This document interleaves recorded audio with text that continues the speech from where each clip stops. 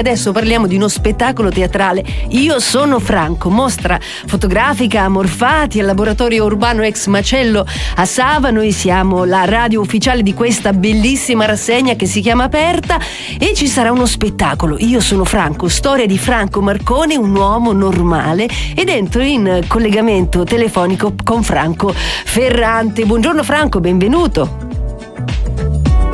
Buongiorno Franco, benvenuto.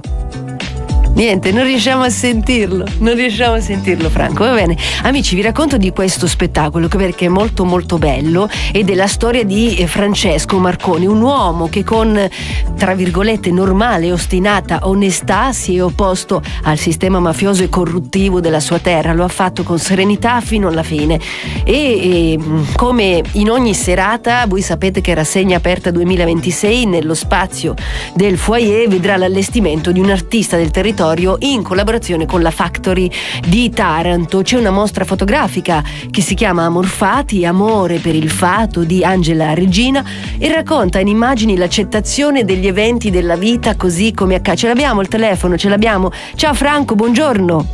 Buongiorno, mi sentite? Sì, ti sentiamo forte. Perfetto. Franco, puoi togliere il viva voce e metterti al telefono così ti sento bene?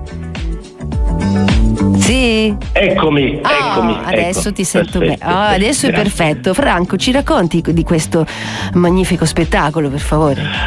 Allora, è uno spettacolo. Io sono Franco e racconto appunto la storia di Franco Marcone, vittima della mafia, un direttore dei tributi, del registro tributi di Foggia, che nel 1995 fu freddato sotto casa sua. La drammaturgia di Lidia Bucci, e sono io in scena. È uno spettacolo che vorrebbe andare oltre la retorica della lotta alla mafia, perché crediamo che ognuno di noi, facendo il proprio lavoro, facendo il proprio mestiere, nel nostro piccolo ogni giorno facciamo la nostra piccola lotta. Assolutamente.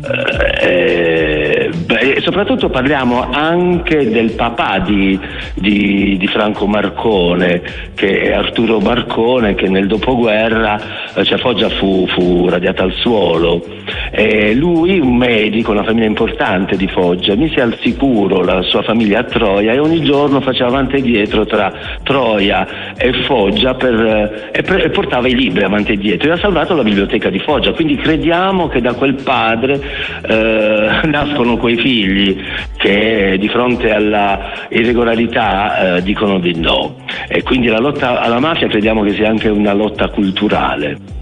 Assolutamente, lo credete bene, lo è così. Noi sappiamo e diciamo tutti quanti che lo spettacolo è il 28 marzo, sabato, alle ore 20, e ci sarà sempre prima dello spettacolo la presentazione, una degustazione di vini di un'azienda di produttori, e poi ci sarà questo spettacolo bellissimo che si svolgerà all'UEM di Sava.